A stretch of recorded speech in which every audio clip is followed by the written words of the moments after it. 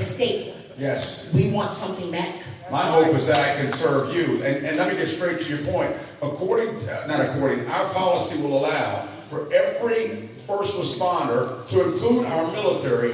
Your retirement will not be taxed if I am allowed to be your governor. We're going to cease the tax of first responders. That's police, that's firemen, that's EMS, and our military. And I'll tell you something else. It's about time for us as Marylanders to hold our governor accountable to having experience in military. You need to know, with Ukraine and the upcoming issues, we have one of the highest percentages in the region of DOD contractors, National Guard, and retirees right here that are going to be called upon to be deployed over the next 3 to 5 to 7 years. It would help to know that your governor has been deployed 3 times away from his family over 3 years on the water, that's making those decisions where you all are going to go. That's very, very important. So we will stand, not only will I stand with you, but I will ensure that your retirement is not taxed, and there is room to do that. People keep saying there's no money. There's plenty of money. There's $39 billion of money.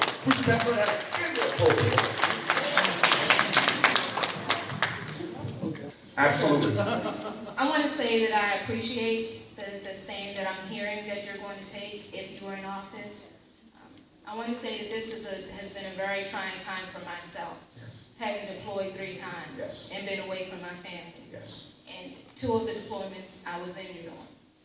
One of the biggest problems facing National Guard soldiers is that if we are injured in the line of duty, if I am not serving with my National Guard service members and I'm serving with active duty, we get treated different. One of the things that are required from a service member coming back from a deployment is that if we are injured, you have to have a piece of paper. Active duty is not required to have that piece of paper. So therefore, when we get back here, It's unfair. It's very unfair because I'm not treated. I don't get treated for my injuries. It's not considered service connected because there's no paper trail for it. If there is paper trail, conveniently paperwork gets lost for National Guard soldiers. And now we have what's called an uphill battle. These are battles that were fought back in 1970 that we have our veterans from Vietnam who are still fighting the same things. They've gone through a lot, and I've spoken with a lot of them in order to help me through the transition process that I'm in right now. And I'm telling you, it's still an uphill battle, and it's still an uphill climb. My concern is that I am a wounded warrior, but when someone sees wounded warrior, they don't see that out here in Fort Meade. They don't see that, and I know you're not in D.C., but the main housing is in Do you have a question? The main housing is in Bethesda. Do you have a question? And I do have a question. Let me say this. I understand, I totally understand where you're coming from with that. And I'm not trying to be inconsiderate to that, but I did want to give background so that you do know where I'm coming from. Because I have been through a lot. I have been through a lot, and I'm still going through a lot. My question is this. 1, there needs to be something else put in place to protect National Guard soldiers who go out here and fight right along service members from other branches and who happen to fight under the umbrella of active duty. When I am fighting, I am active duty. Yes. But I go out from my governor who sends me out and says, yes, I am trusting the federal government to take care of my soldier because this is a Maryland state soldier. So I am on loan to the federal government. Yes. But then when that's all over, the ties are cut and I'm sent back to the state and now no one wants to take care of me. Yeah, I can certainly answer that, and I'll tell you this. That's why I said this from the beginning. We need to be more conscious about the people that are running specifically for governor, that they actually have military experience. See, I understand exactly what you're saying. Being in the reserves, even when it comes to what this lady was saying initially, being in the reserves, we don't get treated fairly the same way active duty, let alone National Guard.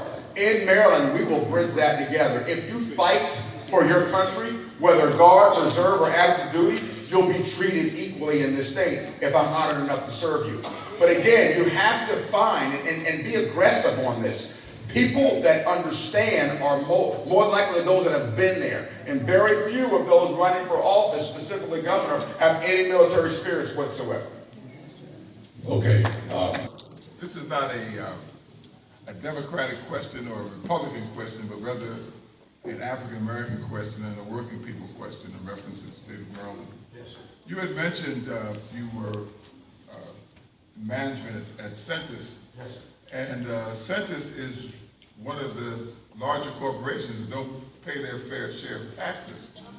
I'm suggesting that I'm not against taxes. I'm against the very wealthy and the very corporate parts of our state not paying the taxes that they should pay. And for example, they get many subsidies in reference to being able to actually, set up shop here. And so in many cases, these it seems as though that they call them subsidies, but it seems like welfare, the corporate folks are at play. Saying that, how can you suggest that somehow that the governor or the public sector is going to actually be able to create jobs when the decision... Sir, I appreciate your question. And I'll tell you this, I can tell you that my location in Landover certainly pays our fair share of property taxes and corporate taxes in Prince George's County. But as your governor, I am responsible to ensure that every penny that is supposed to be collected from corporate taxes are collected, and I will ensure that happens. I spoke about external audits earlier. My Lieutenant Governor, Ken Timmerman, will lead the charge in these audits, in these external audits, and they will include corporate audits as well. We will ensure everyone pays their fair share. I've heard that conversation so many times, and I'm telling you over and over again. I know we don't know each other, but if you and I sat down and had coffee and we left here and talked, I can show you the books. I can ensure that these taxes get paid. Yeah, okay, I'm not going to argue about that. The bottom line, I think, is that the private sector creates the jobs and not the government. That's right. And so, what could be done in your governorship to enhance the private sector? If we change the current environment the way it stands, we are the 48th worst tax state in the country currently. 48th worst. There's only 2 states worse than us. One of the states that's worse than us is actually paying airtime in Maryland to try to convince businesses to leave Maryland and come to New York, to their state, to do business there. We need to create specifically in Baltimore City.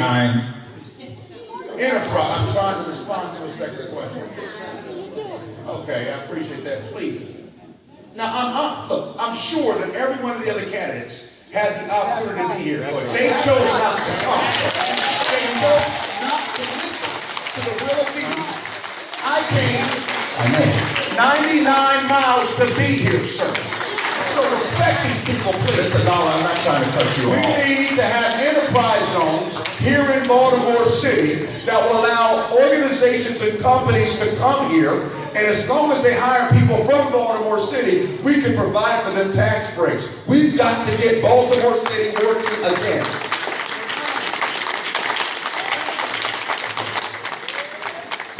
Okay. We have other questions. Let me say this.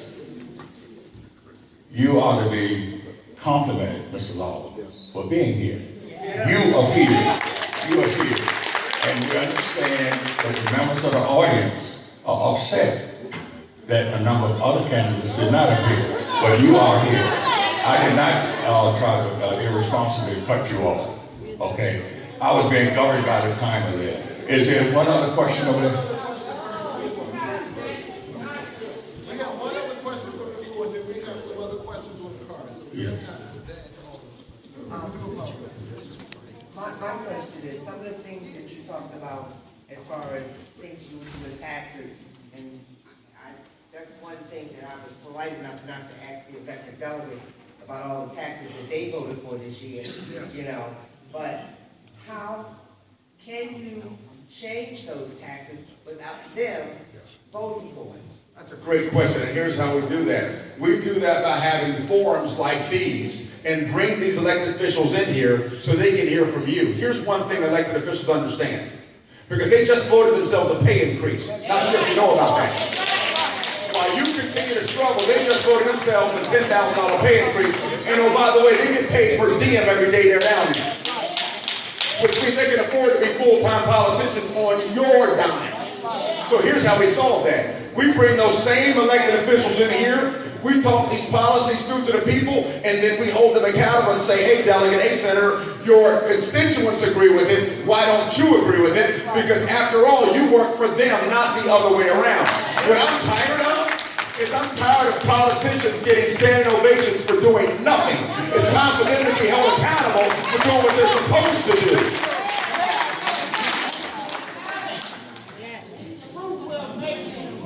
Yes, it will. Is that a question? Question. Is there a mic? Here's a mic there. Here's a mic. Mr. Lollar, I do appreciate you coming, and that you did not take us for granted. I have many questions, but I do have one. I don't hear anybody talking about the college education tuition going up and up and up. And it is so that our kids are going to be saddled with tremendous debt, and I just don't think it's fair. And then they look to the parents and bail out the kids. Yes. Meanwhile, we have to save for retirement and so on and so on. Yes. What would you propose to kind of bring this tuition into some kind of reasonable limit? This education thing's going to have to be looked at very, very hard because we should have been able to control the escalation of costs. We just passed. Our state of Maryland just passed the DREAM Act. Now, when I started speaking against the DREAM Act, people really thought that I was racist, and I'm not a racist guy. I even made an off-color joke and said, how could I be racist? My wife is black. Whatever it takes for people to kind of listen and hear me, when I say that whenever you take a group or any individual or any person and provide for them in-state tuition, that folks in-state have to pay for, but they have no tax accountability for because they pay no taxes into the system, that is going to be a problem. And at some point, people are going to wake up and realize that. I spoke to a group, Latino American group, and I said to them, I said, listen, my daughter, because they asked me, they put me on the spot, they said, how can we support you when you're a racist? I said, why am I a racist? Well, you don't believe that Hispanics and Latinos should have the same rights as everyday Marylanders. I said, I absolutely do believe they should. I said, but help me understand this. My daughter goes to Kennesaw State University down in Georgia. I have to pay $21,000 a year for her education. She's a citizen of this country and in the state of Maryland. She was born in Georgia, but yet in-state tuition in Georgia is $6,000 a year, but I have to pay $21,000 a year because she's an out-of-state student. Who's going to take up my fight to tell Georgia to give my daughter in-state tuition? This is important because we supplement in Maryland the cost of education with out-of-state students and out-of-country students. So when we have students from France or students from Georgia come to school in Maryland, we can afford to give our in-state students lower tuition because it supplements for the rates that they pay. So now we have a generation being born in Maryland that can get in-state tuition although they don't pay the same tax rates that many of us pay in this room. That is not a racist comment. It's just wrong. We have to fix that, sir. And the only way for us to fix that is to bring the people in a room to have this conversation from the Latino community, from the African American community, Democrats, Republicans, Independents, and we have to take our partisan hats off and put the common sense hats on and say what is right for the state of Maryland. Then we can control the tuition here in our state. Thank you. During your first legislative period, you will introduce term limit and recall legislation and or lead a referendum drive for the same. If no, please explain. I will commit to term limits. In fact, I'm going to take it a step further. You'll like this. You'll really like this.